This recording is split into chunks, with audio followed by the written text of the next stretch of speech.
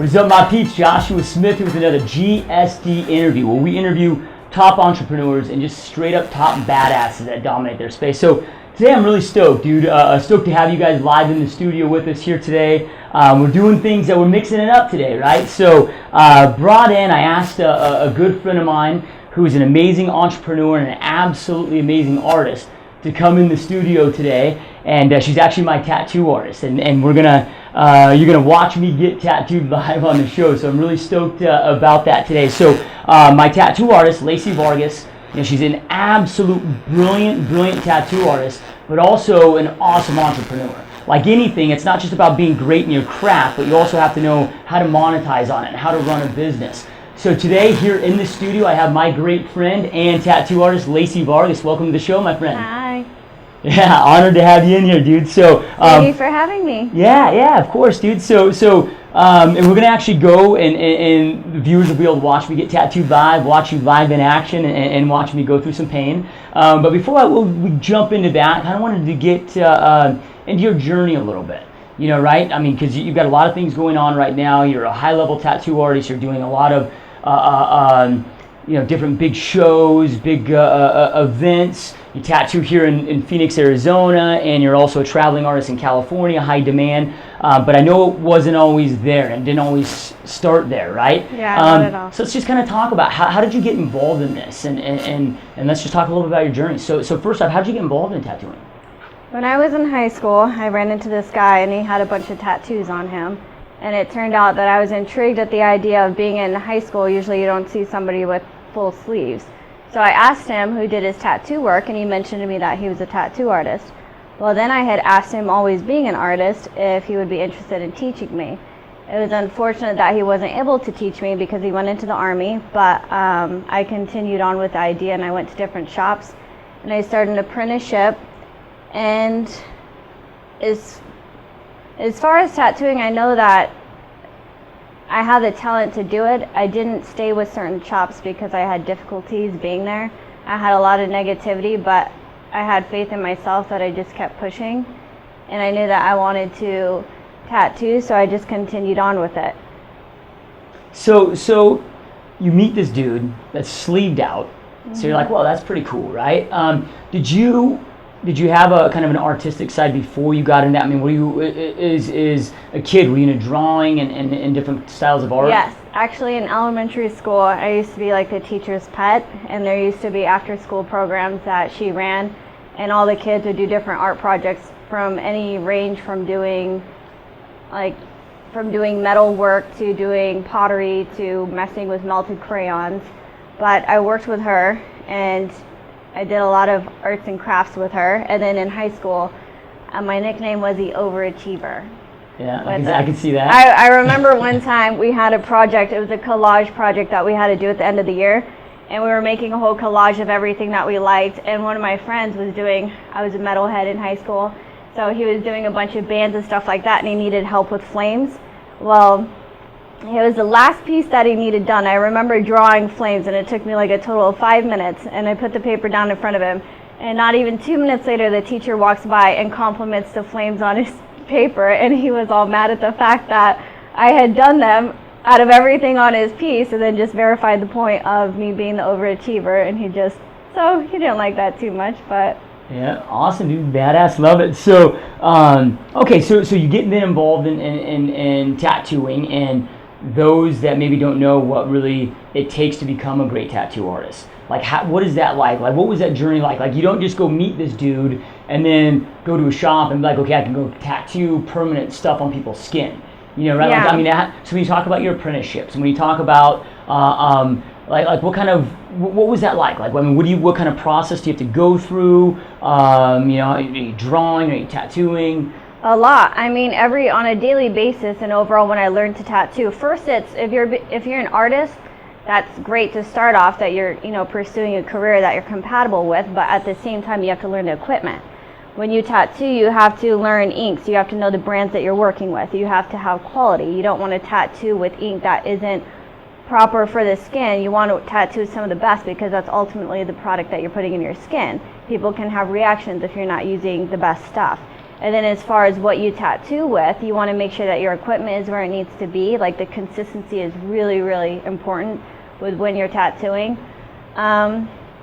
So when you're tattooing, learning your equipment is key, and then also being an artist, but at the same time you have to learn little niches on how to take. Most people walk up to you with a drawing, but they're unaware in order to turn that drawing into a tattoo piece, you do have to make alterations for it to be appealing on your skin. You can't just take a drawing and put it on your skin and think that it's going to be compatible, because it is different. It's a different form of art that you have to compromise a little bit. So you do almost have to learn the tattoo style and the tattoo ways in order to make that transition. So even if you are just an artist, that's great, but then you have to learn that, you have to learn the equipment, and then you have to learn skin. Most importantly, you have to learn your skin, you have to know what you're working with. Everybody has a different type of skin as far as how moist it is, and then you have to learn the depths of the needle going into it, what needles to use. It's a pretty intense process. Pretty gnarly, and yes. and then too, as you're tattooing people, each person has a different threshold of pain. Oh yes, and then you get people passing out. I've heard stories where people throw up on other people. Some people have peed themselves. Yeah. You know, my favorite is when I get the couples. Never peed myself. Maybe cried a little bit. You get cussed out a few times. You know, it's the threshold of the pain and the extent.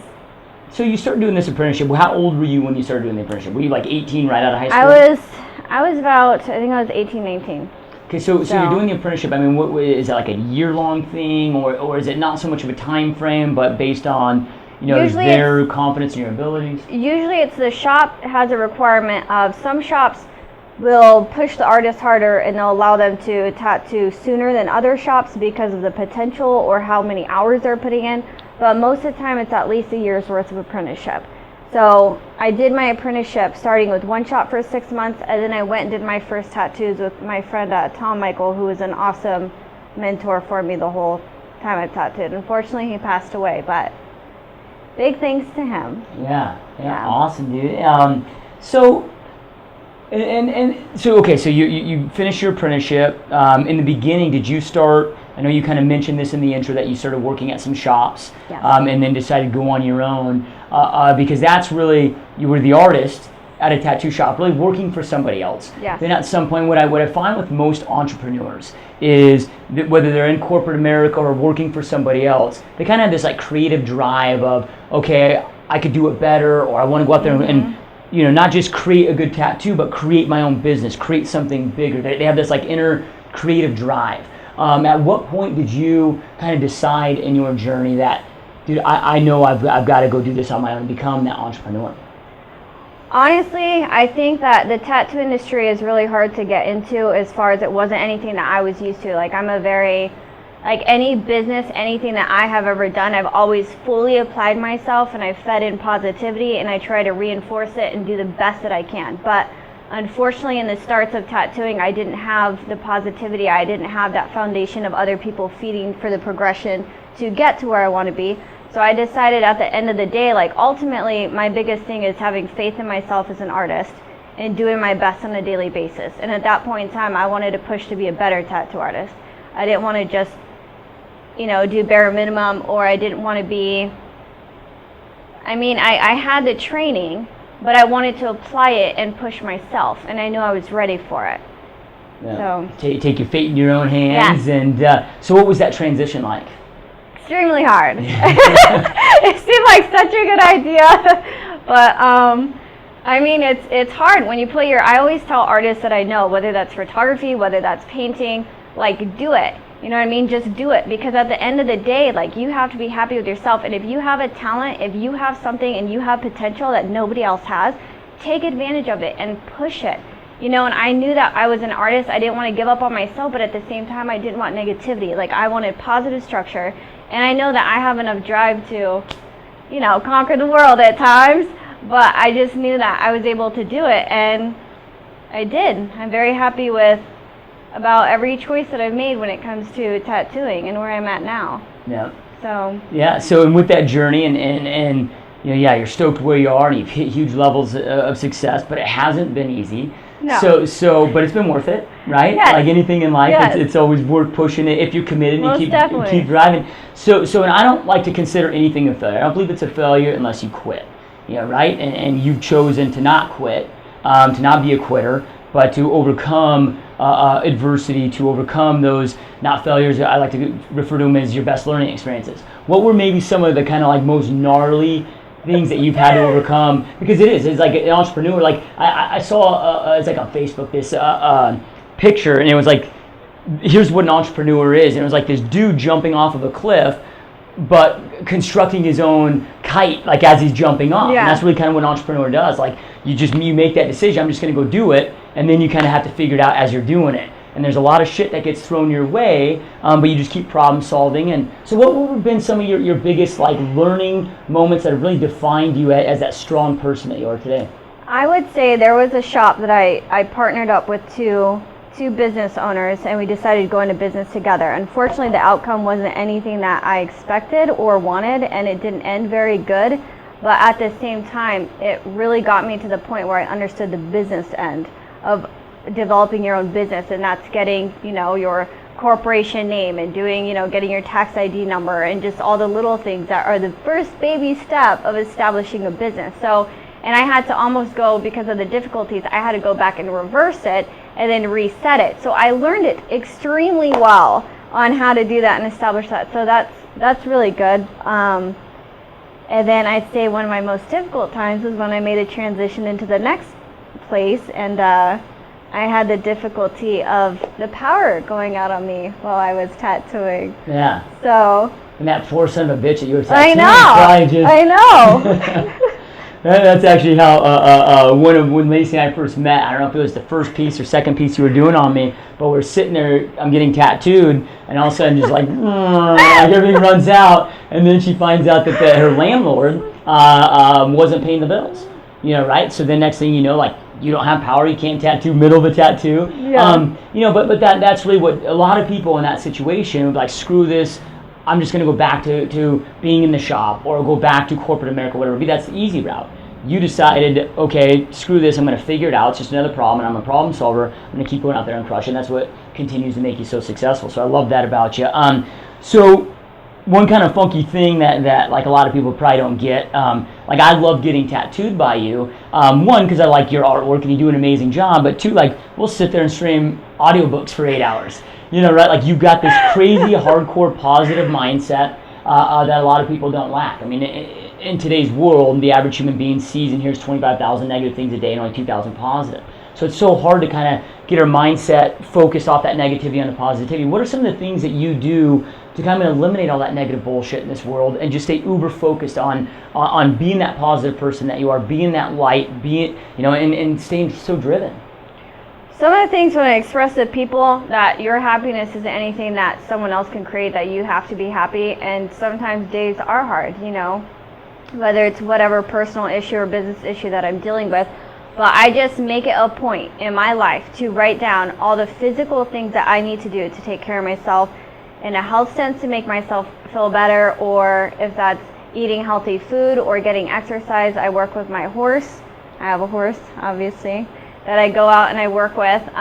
So it helps me not only in a physical sense, but a mental, for that escape, to not just overload myself with everything that I have to do for everybody else. Because in a sense that you have to be established in order to give to people 110%, you have to be 110%. I can't sit here and be happy and feel together when I have so many people that are expecting things out of me. I have to be grounded in order to provide and to fulfill everything that everyone's expecting. So I make it a point to make sure that I'm mentally where I need to be, whether that's out riding with my horse. I really like to draw, just like any art pieces myself. Like I'll stay at home, my pajamas, in bed, and just like drawing a piece, whether it's, and I try not to make it all about tattooing. Like I love tattooing, but I'm also an artist. And being an artist, I want to push myself and make myself better in that way. And then mentally, like I will draw and listen to audiobooks, or I'll just read.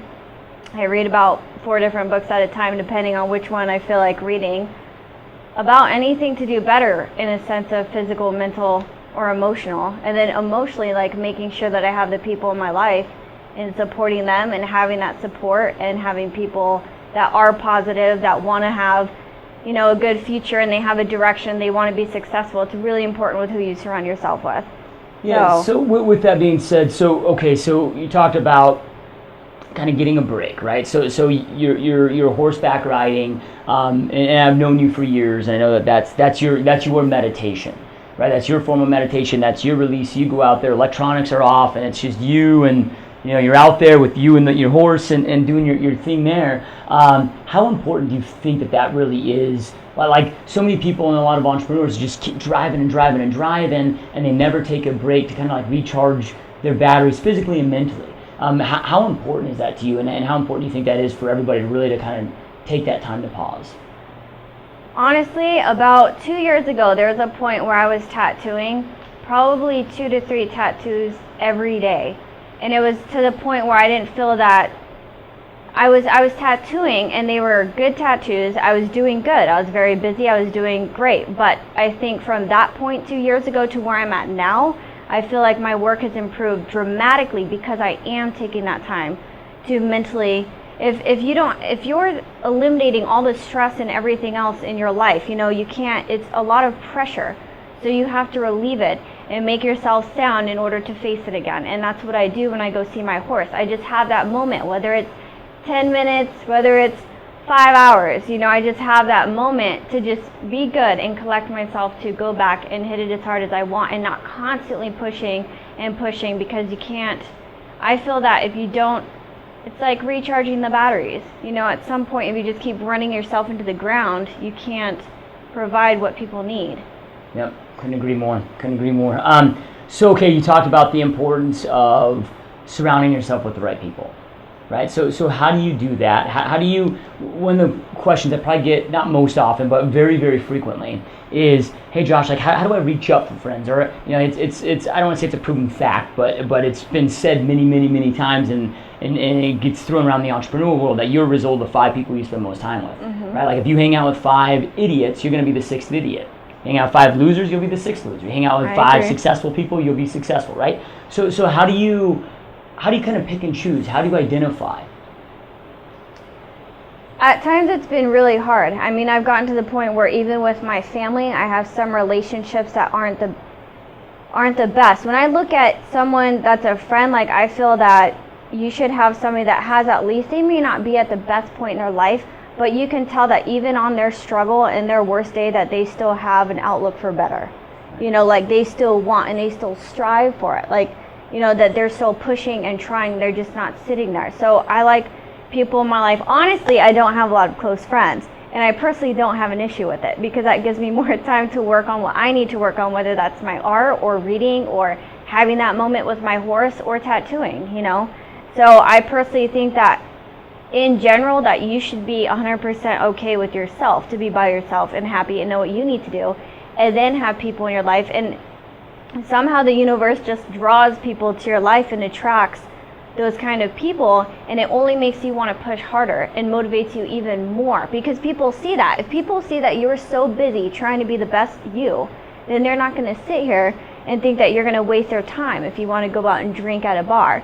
My friends always laugh at me because I'm like, oh yeah, we'll go out and have a drink, and I drink like maybe a fourth of a beer, and my ice is all melted by the time I finish any drink. It's just not something that I want to do, and most people do. Most people want to go out and do those things, where I look at my life and I want to do everything that is beneficial to me, or there's going to be a positive outcome, or how can I improve this. Almost everything in my life, if I were to make a list, is somehow improving everything that I can. Even relationships. I wouldn't have relationships, even at times with my family, and some relationships aren't the best, or I can be, I can be a better relationship with some of the relationships in my family. Obviously not throwing anyone completely out there, but as long as I'm doing my part as a friend, like I do want the same back. Whether that's family, whether it's friends, because how are you going to keep yourself in balance if you are carrying weight, if you have things that aren't beneficial to you? Yeah. So no, I love it, and Darren Hardy had a quote out there one time that said, hey, just because you share a common past with somebody, doesn't mean you hang out with them. They don't share a common future. You got to learn to eliminate them, right? So no, I love that. So how do you, because one of the things that so many people struggle with is getting clarity on what they want out of life. Like, dude, you like every time I see you, and sometimes it's once a month. Sometimes we go for a year without seeing each other, whatever, because usually it's when I want to get tattooed. So how do you, because every time from the day I first met you, you've had like total clarity on what you want. Like you're just there, dude. I mean, how do you, a lot of people struggle with that. Like most people spend more time designing their grocery list than they ever do their life plan. Right? They just don't really think about it. There's any exercises that you do or like anything out of the norm that you do that you kind of have this clarity, or is it just kind of have you always been that way? I think I set points in my life, for example, I used to want to be a vet. So whenever I was 6 years old, I never would have imagined myself becoming a tattoo artist. I've always been an artist, but it never was just something I thought of.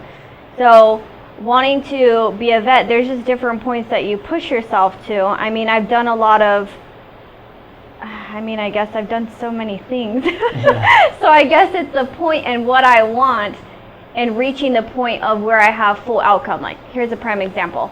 So I wanted to be a vet since I was a little girl. I started working at a vet's office out in Goodyear, and unfortunately I just wasn't liking when the animals were unconscious. Doing a lot of spades and neuters wasn't something I was into because I didn't have that one-on-one relationship with the animal. I wasn't bonding with them. I wasn't getting anything out of it for me personally. So then I started an animal rescue. Well, working for an animal rescue for about a year, and I really liked that, and I was running it for a little bit, but it wasn't it's a very high stress. I respect everybody that has the ability to run an animal rescue because it's constant cleaning up after the animals and medicine, and it's a very high draining job. And I would be too emotionally involved and way too physically drained. So it wasn't something that was keeping myself balanced. So then I have a Doberman pinscher, obviously So then I started doing, I figured that I still wanted animals in my life. So I took my dog, I've trained him, he's very obedient, and we went to do the Pet Partners animal therapy.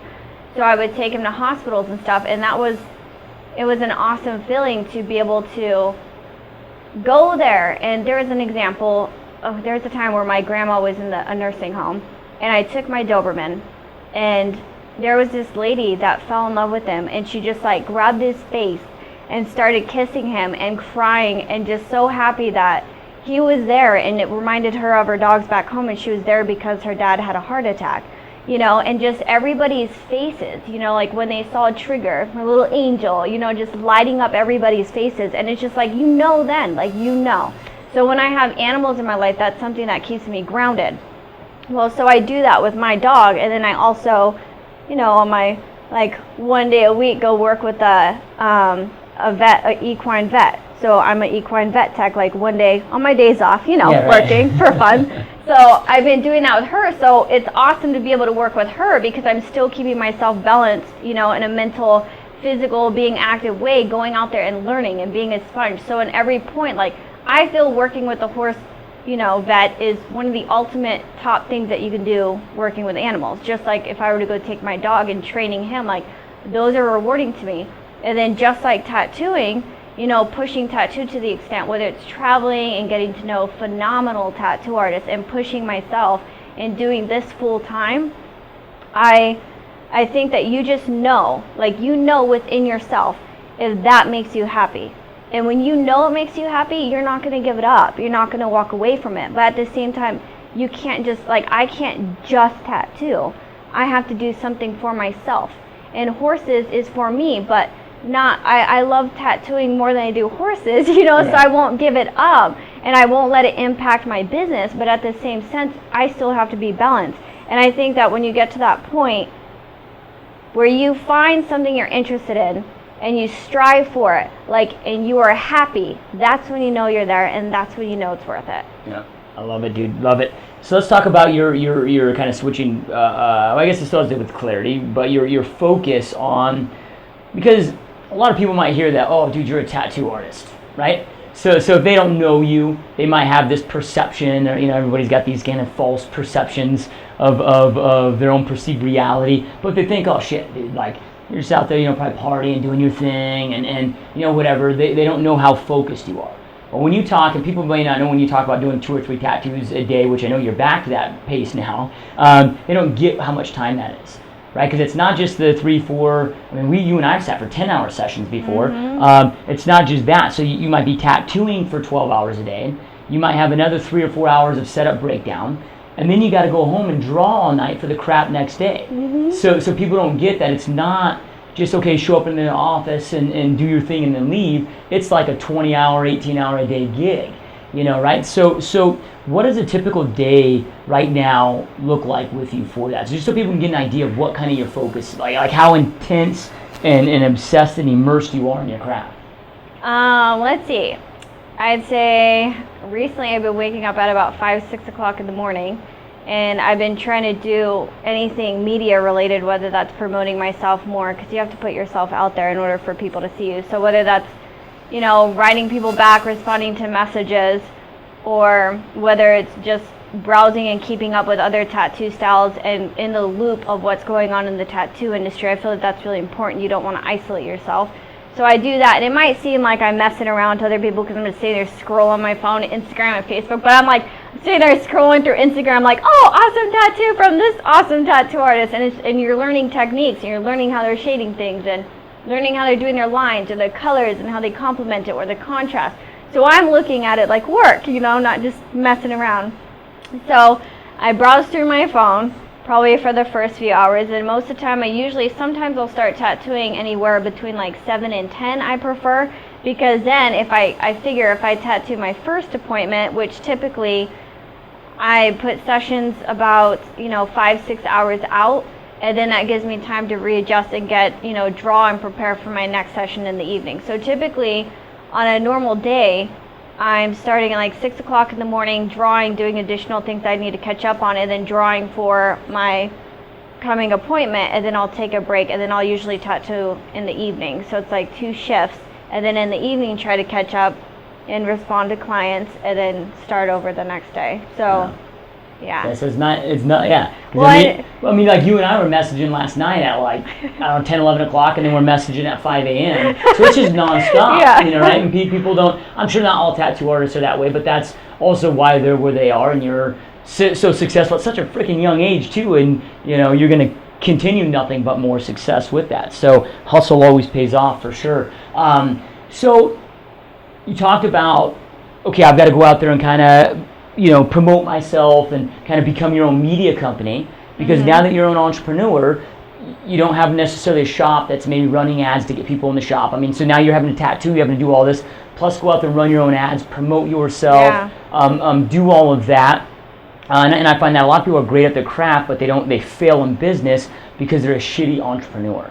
So what are some of the things that you've learned or had to study or kind of learned the hard way of becoming an entrepreneur? Like, what were some of those? I know we kind of already talked about some mistakes, but what may be some of the things that, and this will parlay into other entrepreneurs, but what are some of the mistakes that you see, like tattoo artists that are good artists, but they never become successful because it's like they just don't get that they have to be their own promoter? One of the biggest things for tattoo artists, I would say Instagram is huge, because a lot of people want to eliminate words, you know what I mean? Like a picture's worth 1,000 words. Well, if you look at a tattoo picture, like that tells you everything. That tells you the quality of the artist's work, that tells you what they're putting out, that tells you the style of tattooing that they're doing. So on Instagram, you could browse all that. I have seen phenomenal tattoo artists completely neglect to do anything media related. And I express to them how important it is. It may be subtle, and even I struggle with it sometimes, because I don't always like to post certain things, you know what I mean? I don't always want to post pictures, or sometimes I just want to be low key, but at the same time, for a business, it is like a lifeline, and it needs to keep going. People need to see you have followers that need to be engaged in what you're doing. So I feel it's really important, and some tattoo artists don't do that. And I've really come across amazing artists, and they have so much potential, and they neglect to do it, and I know that it impacts them eventually at some point, because if you isolate yourself, you don't get out there, and you're not trying to establish yourself in the world, then you're setting limits on yourself. You might as well be in a box. Yeah, and I think every person that wants to show their ability to the world, like whether it's a tattoo artist or a film, somebody that's great with film work, like they almost need to take some hardcore sales training. Like, you got to learn how to sell the shit out of your services, sell, be your own media company, essentially. You get out there and doing. Yeah. What do you do? How do you? And I know we kind of already hit on this earlier, but what do you do to stay focused on your path? Because as you become successful, you get thrown so many opportunities your way, and sometimes they're hard not to jump on them because, like, well, this is pretty good. Before we started this, we were kind of talking, and I know you get a lot of modeling offers and a lot of that stuff where you're like, well, I could go model right now and do all this and make a shit ton of money, but that's not what I truly want. Even though it's not, it's got to be difficult to not chase that shiny penny. So what do you do kind of mentally to make sure that you're not just chasing kind of that immediate shiny object that, yeah, it could be some awesome money right now, but it doesn't align with your full-time in-game vision? I mean, what do you do to kind of stay on the course that? I guess that when it comes to tattooing, I mean, as I mentioned earlier, at the end of the day, when I sit there and I ask myself, and this could be a day where I'm struggling harder than I've ever been, or I feel like I'm on top of the world, and that is like if I have faith in myself as a tattoo artist and if I am doing my best. And to me, and it's as simple as that to me, only because when I look throughout what I do during the day, like, I can go, if I wanted to start charging people a tremendous amount of money for the work that I'm putting out, I could make money. I could go do this. But to me, that's not being honest with myself, and that's not being the best. Then I'm forsaking other things that aren't directed toward me pushing tattooing the best that I can, and that's me being the best, irrelevant of everything else. You know what I mean? At the end of the day, if I'm tattooing, it doesn't matter if I'm tattooing out of the world's best shop or if I'm tattooing in not the best spot. GST Studios on Josh's freaking round table is what she's kind of hitting that air. No, that's what I'm saying. But, at the end of the day, if I am tattooing and I'm pushing myself, all to me that matters is my art. My art and my client. Because if my art isn't 110% to me, then I'm not doing my best. And if my client's unhappy, that's business. That's the outcome. That's the life of your business right there. My clients, all my clients, I love all my clients. They've been amazing. I have some clients that will sit and we'll talk like friends and we'll just bullshit, and it's great. So to have that is just, it's awesome. I don't get distracted, because the times that I have with people and being able to talk and bond with them, and when I'm sitting here putting out amazing work and they're trusting me, and it's an honor to be able to tattoo people, and you walk around with it, so it's amazing to be able to do that. So I wouldn't want to give up that opportunity to go model and be pretty and worry about my hair and nails, which is cool. I've worked with amazing photographers. I do it, I like modeling, but not as I love tattooing. Right. So I wouldn't ever want to do anything. And if that's sacrificing money, if that's sacrificing location, if that's sacrificing other opportunities, because I've had people offer me to go run their business or to start working for them, tomorrow. But unfortunately, I wouldn't be happy. And I know for me to be happy, that's tattooing and doing my best and continuing to have faith in me with where I'm at. Yeah. No, I love it. Yeah, it's operating at full potential and really being more, right? It's all about being more. Be more. Yeah, right? Which is actually the tattoo that we're getting ready to throw down on me. So I've got a lot more questions, but let's start this tattoo and just kind of roll through some questions as you're putting me through some pain. So hey guys, if I start crying during the show, don't be throwing comments calling me a pussy in the comment section or anything, all right? So this stuff hurts. So, all right, let's do this.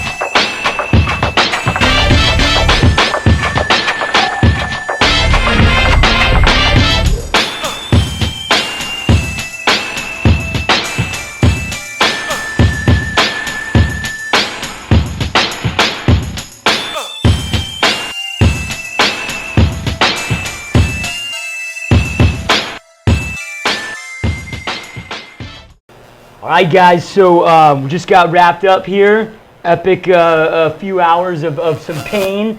Lacey's always loving to deliver me some pain. So turned out badass as always. Wouldn't expect anything otherwise. Be more, just like Lacey, kind of pointed to in the beginning part of the interview of what drives you, what keeps you going, and it's really operating at your full potential, always striving to be the best you possibly can, and that's why it was so important for me to get this tattoo, and in an area, I got tattoos on my back and other areas that I don't see. I wanted something that's always in my face. So awesome, dude. Greatly appreciate it. You did an epic job as always. So a couple quick things. I got a couple quick questions before we wrap up here in the episode. First question, right? So you've overcome a lot of adversity. You've had a lot of highs. Unfortunately, with entrepreneurship, we have some lows, but they're not. I don't ever want to say unfortunate, because those are those. When we get knocked down, that's what really defines you as a person. It's how the hell you bounce back up, and you're that person that's always bouncing back up and continues to succeed and continues to succeed. But one question I like to kind of in the somewhat of the interviews with is, all right, if you had to start all over. Like if something happened, you got financially wiped out, or you had to move, something happened, you had to move to freaking Florida or wherever it was. Like you didn't have your clientele, you didn't have your everything that you have now, but you retained your mindset. Like all the school hard knocks, the PhD of entrepreneurship and tattooing that you've been through and that you've learned over the years. If you had to start from scratch to rebuild, this amazing career, this amazing empire that you built, what are the first couple things that you would go out there and do immediately to do that? The first thing I would probably do is I would start marketing as much as I could, and I would start making any form of contact through media. So I would contact potential clients, and I would also contact different shops and different tattoo artists that I can guest spot at shops to network. If you get yourself into a decent shop that could help promote you, then that is going to automatically branch you out for growth. I would do that, and then as far as finding people that are interested in your work, or maybe people that I have already known in Arizona, see if they have other clients out in a different state or the state that I'm at, reach out and just see potential clients. So really a lot of it. So when people might hear, okay, well you say I'm going to go market. Well, you just got financially wiped out. But what you're talking about, the mediums of marketing, are freaking free. Yeah. People so bitch, moan, and whine. Facebook and Instagram, it doesn't cost you anything. So then when you start doing that, then obviously you start getting established, and then you tattoo, then you could start saving your money, but make sure you're applying your money where it needs to be applied. Yeah. In order to save and reestablish. And you talked about this a lot during different parts of the interview, but the power of networking. And that was kind of the second thing that you talked about. Okay, I'm going to go out there and advertise on free social media spaces, and then I'm going to start networking immediately, getting around other like-minded people and networking. And what's cool about why I love interviewing entrepreneurs from every field, from tattoo artists to last week we had my buddy Bobby Bruce, who I think you might be tattooing soon here. It's how the world works, right? It's a human connection, human resource business. Doesn't matter. It doesn't matter when I talk to software developers to tattoo artists. It's all the same fundamentals, which is super cool. So I love it. Okay, so before we kind of, I've got one last question. Before we get to that question and wind up the show, though, I've got a lot of people like tattoos. Especially after rolling with me and watching me getting tattooed. Just kidding. I promise my head's not that big. It's pretty big, but not that big. But anyway, you're talented. You deliver awesome work. Anybody that's in Arizona or that's close in driving distance absolutely should be going through you. And we'll make sure to put some links. If you're watching this on YouTube, we'll have some links below with Lacey's contact information. But somebody's maybe listening to this on iTunes or Stitcher. How do people reach out to you to maybe see your portfolio, to reach out to you to see if you're the tattoo artist for them? The easiest way to contact me off Instagram or Facebook is Lacey Love Ink Tattoo. So it's Lacey Love Ink Tattoo Instagram, and then I have a Lacey Vargas personal Facebook account, and then my business Love Ink Tattoo Facebook account. So business Facebook is Love Ink, all one word, tattoo? Love Ink Tattoo for my Instagram. Okay. And then Facebook Love Ink Tattoo. Awesome. So. Awesome. Okay. So as we're winding up here, our listener base are either entrepreneurs, some of them are uber successful entrepreneurs, some of them are maybe entrepreneurs that are struggling and they're watching the show to get inspiration, get tactical information, knowledge to help them grow their career. And a lot of our listener base are maybe those entrepreneurs that are striving to be an entrepreneur but are still kind of stuck in corporate America. You know, and I know you and I are really on the same page with this and relate on this issue, but life is brief. Right, and that's the whole point of the GSD mode is get shit done mode. Like, dude, blink of an eye, we're on our deathbed, this is over. We have such a short lifespan, like we can't waste it. We got to go out there and create the epic life that we know we want, that we deserve. It's going to take some hustle, but we got to go out there and do that. Any last words of advice for our listener base to really go out there and just go after their dreams and create that epic life that they truly want? I would advise anybody that has a direction that they want to go, I would advise them to, like for instance, me with tattooing. Not only do I just focus on many angles of tattooing, whether it's just the equipment that I'm using, whether you have to look at every angle of everything, when you're wanting to establish something. So I look at the equipment I'm tattooing with, I'm looking at my work, whether that's work I'm tattooing currently or healing work. I'm getting in touch with other tattoo artists, I'm networking, I'm looking at other tattoo artists and their styles. There's a ton of different tattoo artists out there and they're coming out with a million different kind of styles. So I'm kind of keeping up to date with what's in, almost in a sense. So just putting yourself out there and also artistically pushing my level of art, whether that's painting or doing personal pieces, personal drawings, or starting a gallery, or even extending to doing a clothing line at some point, which I intend to. Just keep branching out. And if you eliminate yourself, you put yourself in a box, or you don't reach out and you don't pursue something, you don't know how many doors you're eliminating from being open. So the more you put yourself out there, now is if you stand steady, you're not moving forward. So I tell people to go plant your seeds in places, get established, and keep growing. But you also have to take care of everything that you're doing, as far as like I have to make sure with tattooing, it's where I want to be. Just like in Arizona, I'm planting a seed here. I have consistent clientele, they're happy, so I need to branch out and travel. And in order to get exposure to be better, I have to push myself to do that. So I would just advise people to get out there and try. And you have to open a door to see other doors that can possibly open for you. And plant seeds. I love it, love it, love it, love it. Planting those seeds, giving it, life is all about growing, right? You're either growing or you're dying. So absolutely love that. So, hey guys, just like every episode that we wind up with, information without implementation is delusion, right? So we just talked with Lacey. You got to watch me go through some pain with her.